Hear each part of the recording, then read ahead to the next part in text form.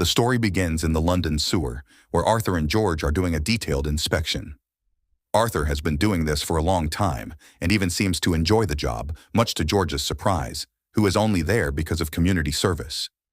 The two hear what seems to be a woman's scream, and Arthur says it's just an echo. They continue down the sewer until Arthur is startled by a hole that reveals a new corridor. He says he has worked in the tunnels for over 20 years and has never seen this. As the water level is higher inside and visibility is poor, George decides to wait where he is, saying he doesn't know how to swim. Intrigued by the unexpected size of the hidden corridor, Arthur slowly moves forward with the flashlight. When his foot gets caught on something and he almost loses his balance, the beam of light briefly passes over something that looks like a person. After a while, George starts to get worried and calls out to his colleague several times.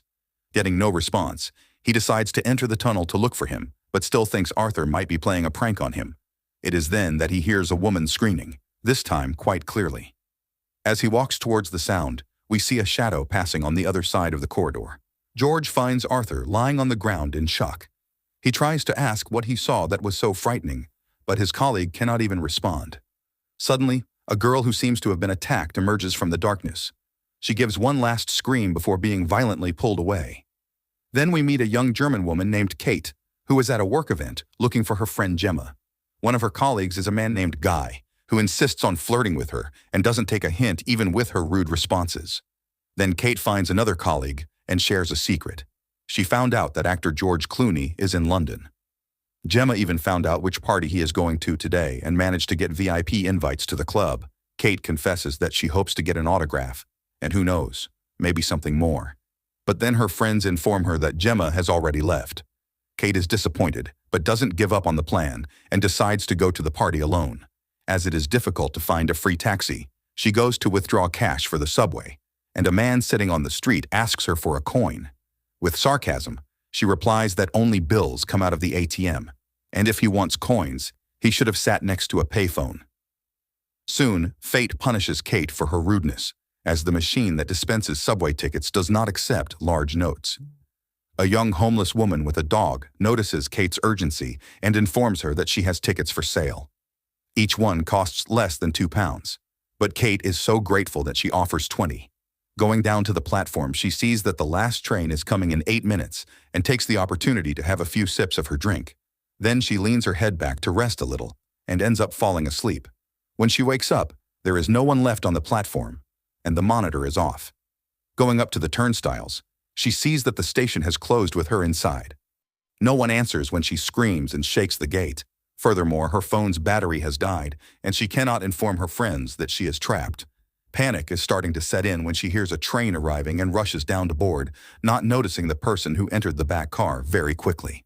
Kate's relief does not last long, as the train stops and gets stuck before reaching the next station.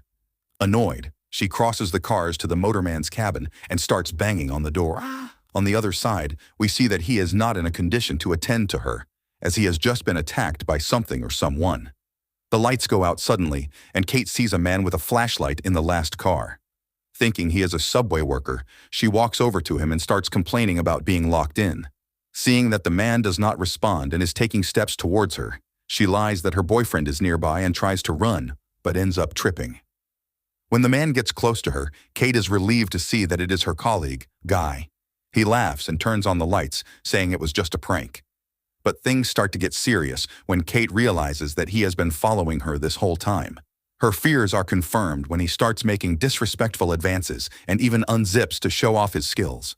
She says it looks like a miniature, and this hits Guy's ego so hard that he resorts to physical attack, throwing Kate to the ground. However, as soon as he settles on top of her, something drags him out of the car. After several screams of pain and the sound of some blows, everything goes silent for a few moments. Then Guy suddenly resurfaces, and Kate is shocked by his condition. Barely able to speak, he tells her to run away from there and is dragged away again.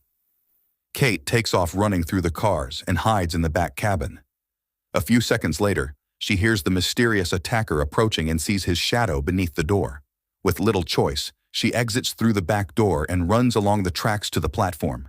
As a figure briefly appears in the train car door, Kate runs up and tries to use the payphone, but she is still out of coins. Exhausted, she sits on the ground for a moment to catch her breath. Then she hears what seems to be the sound of a hinge and gets very scared, but it is just the dog of the woman who sold her the ticket. Deducing that she must be nearby, Kate follows him through a small door and ends up in a restricted area where Jimmy and Mandy are sleeping. Jimmy wakes up startled by the visit and explains that his girlfriend won't be able to talk much since she is under the influence of many substances. Then Kate tells him everything that happened, but Jimmy doesn't seem to care. In his opinion, she should be grateful to whoever gave Guy what he deserved.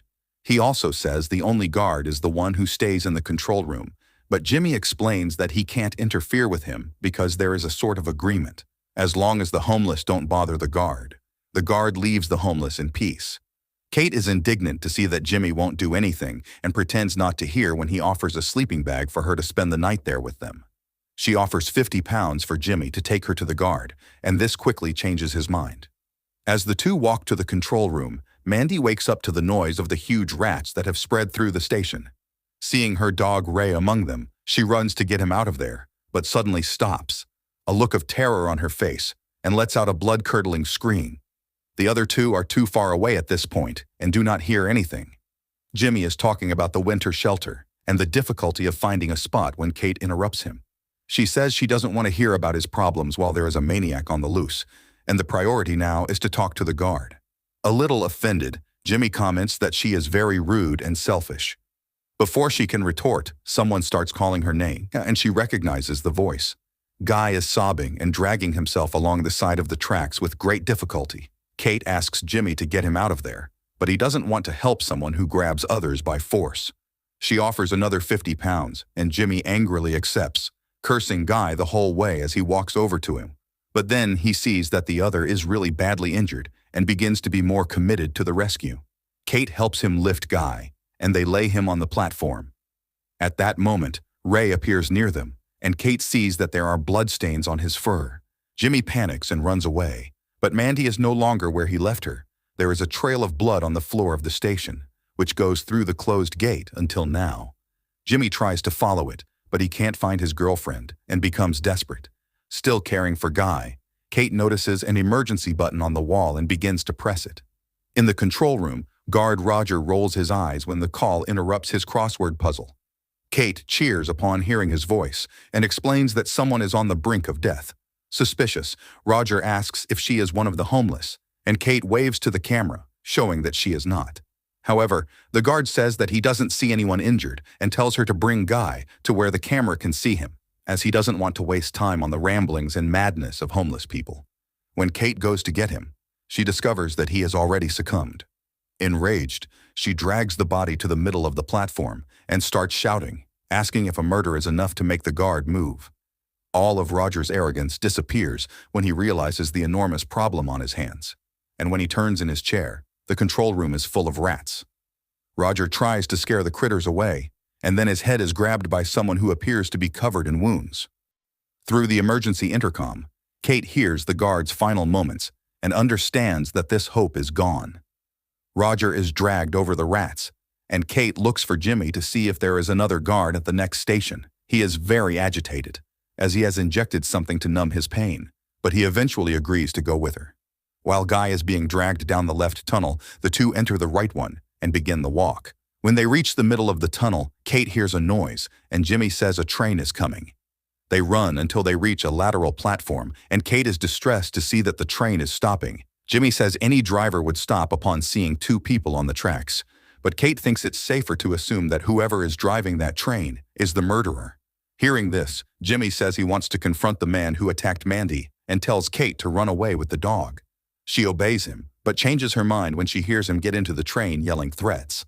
Inside, Jimmy finds Roger lying down and falls into the trap, getting closer to look. Kate appears just as he is in the area between the cars, and his head is grabbed by the maniac's arms. He begins to struggle violently, but he does not resist for long. In shock, Kate runs to the platform passage and tries to climb a ramp, but ends up falling into the sewer. After facing what remains of Arthur, she avoids the debris until she reaches the stairs and climbs up to the station level.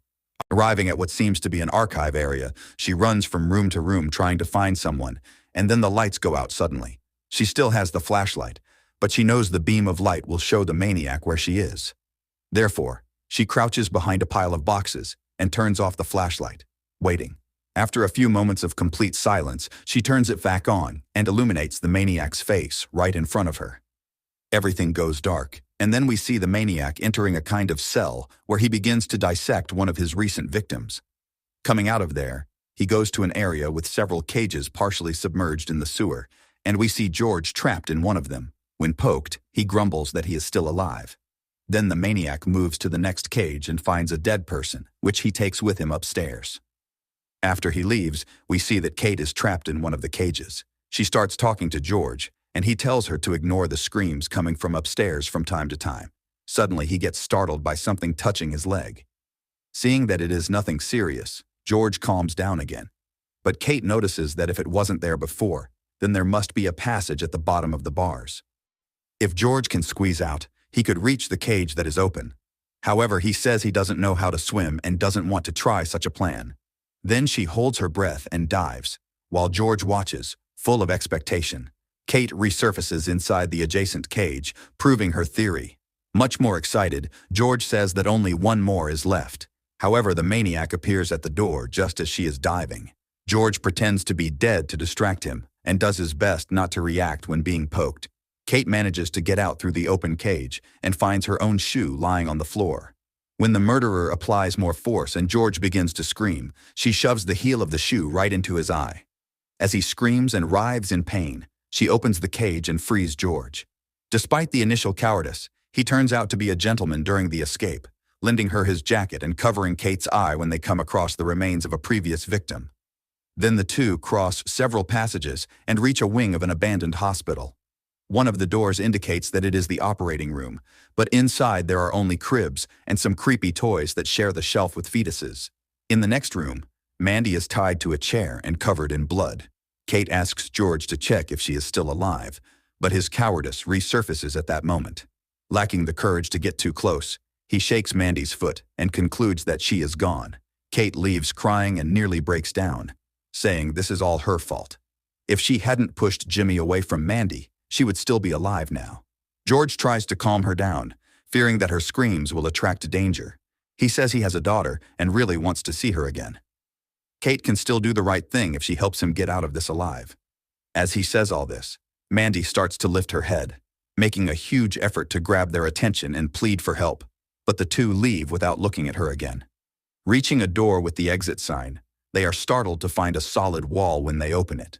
The same thing happens with the next door, but Kate sees that there are some missing bricks at the bottom and discovers that there is a tunnel on the other side. She begins to remove the bricks that are a bit loose, hoping to widen the hole enough for them to pass. Then George hears the metallic sound of that hook that poked him and knows the maniac is coming. With no time to dislodge the bricks, he kicks part of the wall down and tells Kate to hurry. While she is going through the hole, a raspy laugh starts coming from the ceiling, and George panics as he sees the murderer spying on them from the ventilation duct. As soon as they disappear through the hole, he bursts through the cap and leaps out, letting out an animalistic screech through the tumble. However, a low sob causes him to change his mind, turning around to play with Mandy a little longer. He starts fiddling with the medical equipment as if she were his patient and gently touches her face. She begins to cry and calls for Jimmy, asking someone to help her. Still playing pretend, the maniac goes to the sink and turns on the faucet. It doesn't work, but still, he pretends to be washing his hands. Mandy starts begging him to let her go and swears she will do anything he wants, but her pleas are ignored. After putting on an apron and a pair of filthy gloves, he picks up a sharp utensil and begins the gruesome surgery. Her scream is so loud that Kate can hear it and questions George, asking if Mandy was really dead. He hesitates for a brief moment and then says yes, but warns her that he won't go back to confirm that. The maniac finishes his work in the operating room and heads to the crib room. Looking at the fetuses, he seems haunted by the cries of several babies. On the shelf, there is a photo frame with a picture of a doctor, and the horrendous man doesn't look much. Finally, George and Kate manage to leave the hospital and arrive at a disused subway station, where Kate finds Ray trapped in a cage. By the general state of that place, it is evident that the murderer spends a lot of time there. Kate finds another frame with a picture of the same doctor, but this one also shows a little boy who is clearly the maniac as a child. Then the two hear a bang from outside, and George cautiously opens the door, letting Ray escape. Moments later, they hear the dog's whines and become even more terrified. In a fit of rage, George begins to smash everything in front of him, yelling that he can't take any more of this. Kate begs him to stop, but he is completely deranged. When he finally calms down and leans down to catch his breath, the maniac appears right behind him and grabs him. George throws him to the ground and begins to punch him, while Kate grabs a metal pipe. She is about to deliver a fatal blow when the maniac speaks for the first time. He begs her not to hurt him and swears he will do anything to be spared. Not knowing that he is repeating Mandy's pleas word for word, Kate begins to hesitate. But then he starts to ask her to go ahead and kill him. Confused, she drops the metal pipe and screams when she sees him shove George's head into a saw. Knowing that she is next, Mandy flees through the underground passages in despair, unsure of where she is. A flicker of hope ignites when she sees a moving train and starts to run toward it, but she is soon knocked down by the outstretched arm of the murderer. He allows her to try to escape again just so he can hunt her. Every time Kate gets back up, she is more injured and less agile. Giving up on the chase, he sits in front of her and starts poking her face. Then she sees the hospital bracelet on his wrist with the name Craig, which was also on one of the cribs. She asks if that is his name, and Craig responds with a punch. However, this brings Kate much closer to a sharp hook lying nearby, which she uses to stab him in the neck. Seeing that the hook is at the end of a chain, Kate has an idea and starts to detach the other end from the wall. She then pulls Craig behind her as if the chain were a collar and throws the end into the high voltage area. However, absolutely nothing happens, and Craig still has enough strength to lift a barrel, determined to crush Kate.